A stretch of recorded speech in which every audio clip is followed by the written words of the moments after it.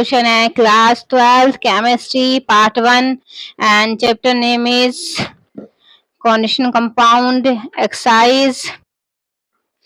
exercise question number is 9.10 draw the structure of optical isomers third है इसका हमारा CrNH3 2Cl2En हमें इसे क्या करना है, हमें इसका ऑप्टिकल आइसोमर्स शो करना है। ओके बच्चों, हमारा क्वेश्चन क्या है 9.10 का हमारा क्या है, ये थर्ड है, दैट इज CrNH3 2Cl2 और ये हमारा क्या है En और ये हमारे इसका चार्जेस है, इस पे चार्जेस है प्लस, इसका हमें ऑप्टिकल आइसोमर शो करना है, ऑप्टिकल आइसोमर्स।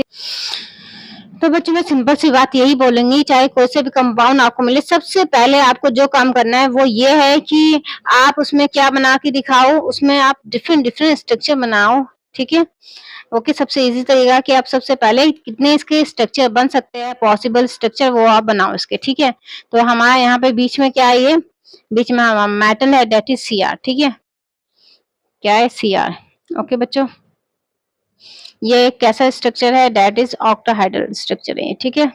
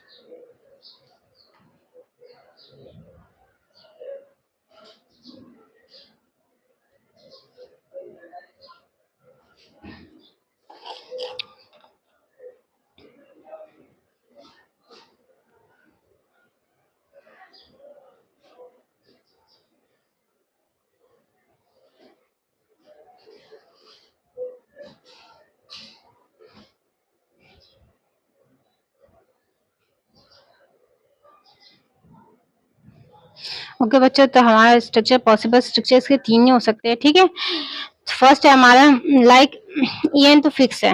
En क्या होता है, En क्या है हमारा, that is ethylene diamine. Okay बच्चों, इथिलीन डाई एमीन। ठीक है,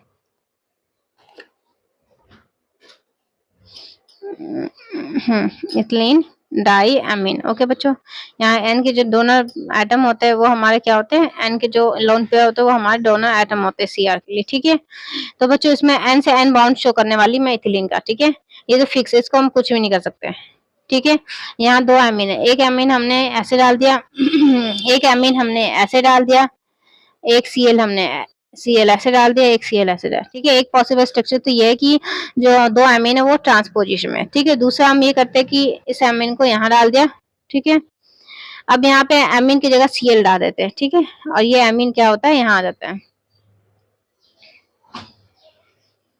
ओके बच्चों, देन थर्ड ये ला पॉइंट है, इसमें हम क्या करते हैं, ये एन यहाँ पे फिक्स कर देते हैं। ठीक है बच्चों, ओके। तो यहाँ पे क्या है हमारा,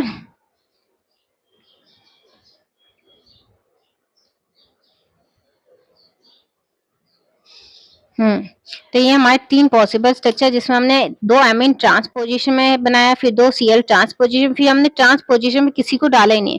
मतलब यहाँ पे जो Cl है तो यहाँ पे क्या है हमारा एमीन है, यहाँ एमीन है तो हमारा क्या है यहाँ पे N है। ठीक है, ओके बच्चों, जो हमने क्या किया यहाँ पे ट्रांसपोजिशन हटाई दिया, यहाँ पे कि कोई भी ट्रांसपोजिशन में दो सेम लाइगेंड्स नहीं होंगे, ये हमने यहाँ पे फोकस किया है। ठीक है बच्चों, अब हम मैटर अब ये हो रहा है कि अब इसमें हमने देखना है कि ऑप्टिकल एक्टिव कंपाउंड क्या होता है। ठीक है बच्चों, तो ऑप्टिकल एक्टिव कंपाउंड का रूल क्या है, दैट इज सिंपल रूल है, ऑप्टिकल आइसोमर्स क्या होना चाहिए, no pizza on Sunday. Sunday के दिन आपको पिज्जा नहीं खाना है भाई, नहीं तो ऑप्टिकल आइसोमर्स आपको शो नहीं होगा, समझ नहीं आएगा। ठीक है, ओके बच्चों, तो no pizza on Sunday, no POS, plane of symmetry, मतलब कंपाउंड में no POS, plane of symmetry नहीं होना चाहिए, ठीक है, with respect to x axes, y axes and z axes, ठीक है। तो बच्चों प्लेन ऑफ सिमेट्री नहीं होनी चाहिए, लेकिन एटलीस्ट हमें पता तो हो कि प्लेन ऑफ सिमेट्री होती क्या है, ठीक है बच्चों। तो प्लेन ऑफ सिमेट्री क्या होती है कि जब हम किसी कंपाउंड को बीच में से कट करें तो दो पार्ट सेम हो जाता है, that is called plane of symmetry, ठीक है। लाइक ये बॉल है, ठीक है बच्चों, अब मैं इसे कट करूंगी ऐसे, जिसमें प्लेन ऑफ सिमेट्री हो जाएगी, ऐसे कट करूंगी तो भी प्लेन ऑफ सिमेट्री होगी, ऐसे कट करूंगी तो भी इसमें प्लेन ऑफ सिमेट्री हो जाएगी, ठीक है। अब इसकी जगह पे हम क्या करते हैं, इस फेस वॉश को कट करते हैं। अब इसमें है प्लेन ऑफ सिमेट्री, यस है, ओके बच्चों। अगर हम ऐसे कट करते हैं तो प्लेन ऑफ सिमेट्री नहीं होती, क्योंकि ये पार्ट इस पार्ट के बराबर नहीं है, लेकिन हम जब इसको ऐसे कट करते हैं तो इसमें प्लेन ऑफ सिमेट्री आ जाती है, ठीक है बच्चों, ओके। तो हमें ऐसे कंपाउंड चाहिए, चाहे ऐसे कट करो, चाहे ऐसे कट करो, चाहे ऐसे कट करो, चाहे ऐसे कैसे कट करो, लेकिन प्लेन ऑफ सिमेट्री इसमें नहीं होनी चाहिए, ठीक है।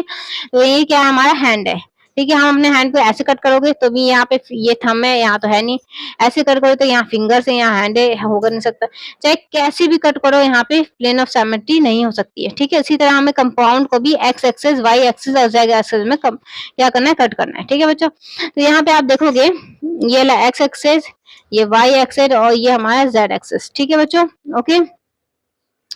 तो जब हम आप z एक्सिस के रिस्पेक्ट में कट करोगे तो देखो कि एक प्लेन में z में क्या है, एक जगह NH3 है और एक जगह NH3 है, ठीक है, मतलब प्लेन ऑफ सिमेट्री हो गया। यहाँ भी ये दोनों का सेम पार्ट हो गया ना, ये NH3 NH3, तो ये क्या हो गया, POS हो गया, इज ऑप्टिकल इनएक्टिव हो गया अपने आप ही, इनएक्टिव, ओके बच्चों।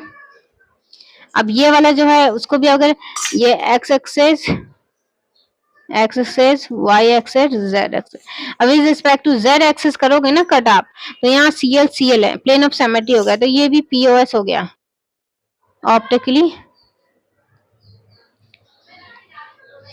ऑप्टिकल इनएक्टिव, ओके बच्चों, ये भी ऑप्टिकली इनएक्टिव। अब यहाँ पे जो आप कट करोगे ना, यहाँ पे नहीं है इसमें, मतलब ये हो गया एक्स वाई एंड जेड, ठीक है, ओके बच्चों। तो एक्स एक्सिस में आप कट कर रहे हो तो यहाँ पे सीएल है, यहाँ पे एमीन है, ठीक है। यहाँ पे आप कट कर रहे हो तो यहाँ पे एक एमीन बाइडेंटेड का, यहाँ पे क्या है हमारा एमीन है, और ऐसे कट करोगे पूरा का पूरा तो यहाँ पे भी नहीं है, ठीक है, क्योंकि वहाँ ये बाय इथिलीन का है और यहाँ पे सीएल है, ठीक है बच्चों। तो ये क्या है, नो पीओएस, इसमें प्लेन ऑफ सिमेट्री नहीं है, तो ये हो जाएगा ऑप्टिकली एक्टिव,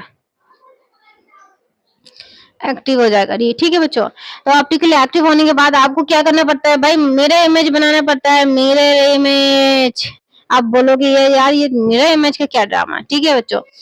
तो बच्चों होता क्या है, जैसे आपकी लाइट, रूम में लाइट होता है, वहां यहाँ भी एक सोर्स है, दैट इज लाइट है, जो बल्ब होता है ना वही सोर्स है, ठीक है, वहां से लाइट निकल रही है, वो हर डायरेक्शन में लाइट जाती है। हमें क्या करते हैं, एक पोलराइजिंग लाइट, मतलब एक डायरेक्शन में लाइट, फिल्टर लाइट हमें मिलता है, ठीक है। एक कंटेनर होता है जिसमें ऑप्टिकल एक्टिव कंपाउंड्स होते हैं, ठीक है, आप ऑप्टिकली एक्टिव कंपाउंड मतलब इस टाइप का, ठीक है, जिसमें पीओएस नहीं होता है, ठीक है। अब इसमें बहुत सारा, ये एक कंपाउंड ना बहुत ज्यादा नंबर, बहुत सारा ना होता है, बहुत सारा अनलिमिटेड, ठीक है, कैसे कैसे कैसे। तो यहाँ पे जैसे ये है, तो जैसे ये मान लो, ठीक है, इसका एक कंपाउंड ऐसे भी हो सकता है कि ये कैसा हो, अब यहाँ मिरर इमेज ही बनाना है, इसी कंपाउंड को, इसी क्वेश्चन को इसमें निकालना है, सी, ठीक है बच्चों। ये C4 हो गया, यहाँ पे C2 था ना, तो ये एक पोजीशन ऐसे ही मिलता है कि C4 यहाँ हो, C2 यहाँ हो, C1 यहाँ हो, ठीक है। अब इसका मिरर इमेज बना देते हैं, तो ये मिरर इमेज मतलब कंपाउंड यही सेम है, लेकिन क्या है इस बार C4 ऐसे है, ठीक है, C4 ऐसे है, C3 ऐसे है, C2 ऐसे और C1 ऐसे है, ठीक है।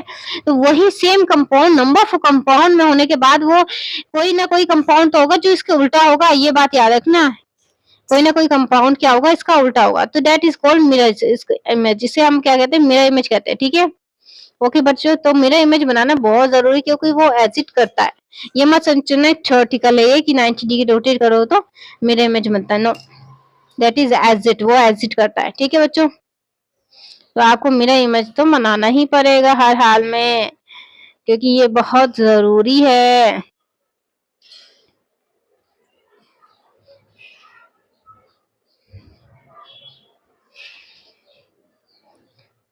ओके बच्चों, तो यहाँ पे हमारा क्या है, यहाँ पर हमारा N है, और यहाँ पे भी एन है। तो जैसे डिट्टो है ना, इसका मिरर इमेज उल्टा बनाना है बस। आप देखिए मिरर में क्या होता है, उल्टा दिखता है, ठीक है। तो यहाँ पे हमारा क्या है, एमीन है, तो यहाँ भी एमीन बना दो। यहाँ पर हमारा सीएल बना दो, यहाँ NH3 है तो NH3 बना दो, और यहाँ पे सीएल है तो सीएल बना दो। That is mirror image. इसको हम क्या कहते हैं, दैट इज मिरर इमेज। इसे मिरर इमेज कहते हैं, ठीक है बच्चों। और ये हमारे 3 स्ट्रक्चर पॉसिबल स्ट्रक्चर में, जिसमें एक जो है ऑप्टिकली एक्टिव निकला, ठीक है बच्चों। That is optically active compound. Okay बच्चों, ठीक है। तो हमारा क्वेश्चन हो गया, ये हमारा नेक्स्ट क्वेश्चन है।